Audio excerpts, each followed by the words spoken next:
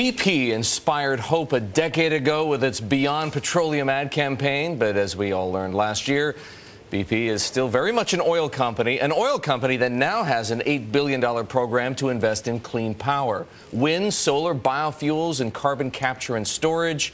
Katrina Landis runs that program as CEO of BP Alternative Energy.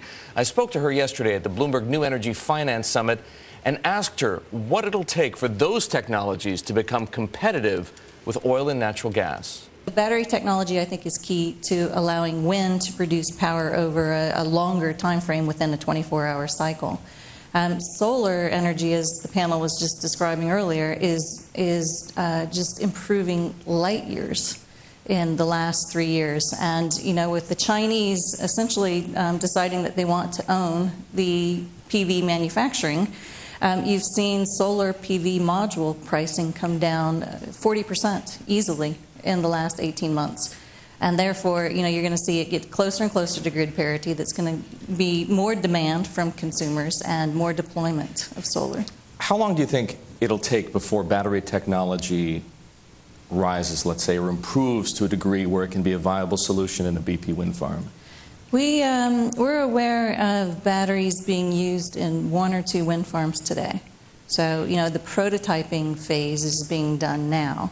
We've invested in a Chinese battery manufacturer in order to watch the development of that technology. So I would, you know, this would purely be an estimate, but you know, I think within a 2-year time frame, we would expect that in certain wind farms, the ability to use batteries would be viable. I want you to look ahead to 2020, just about 10 years from now.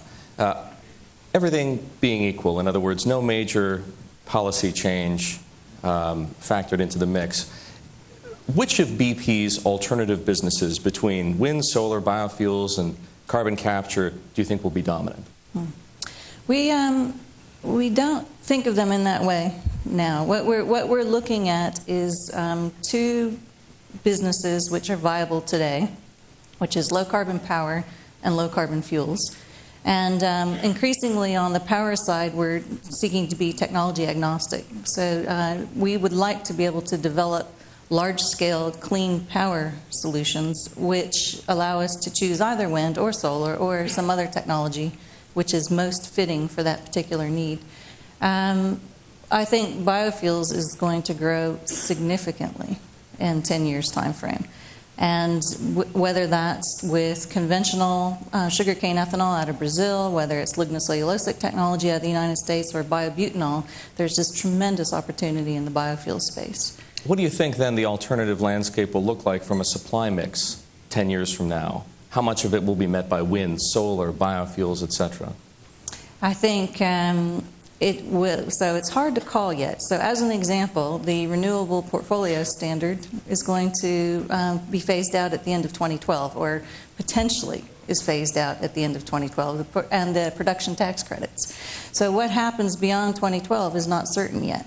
And unfortunately, in the wind industry, you see this cyclical investment period where, you know, the production tax credits are slated to expire, or the investment tax credits are slated to expire, and industry pauses and says, well, what are the rules of the game going to be beyond that period of time? Because you're not going to invest large amounts of capital without understanding the return that you're going to get on that capital.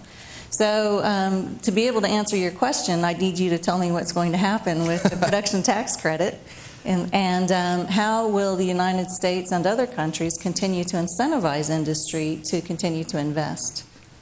Do you think it's critical for countries to incentivize industries? Is there not enough of a financial case to be made at companies like BP that these technologies are worth investing in and worth sinking significant amount of capital into over that period of time? I think you have to look at each of the technologies on their own. So today, sugarcane ethanol sourced from Brazil can compete with hydrocarbon-based fuels with no incentive whatsoever. One surprise from Katrina Landis. She told me BP's plans for alternative energy haven't changed one bit because of the Japanese nuclear disaster, and it would take an entire country swearing off nuclear power or coal to create a real investment opportunity.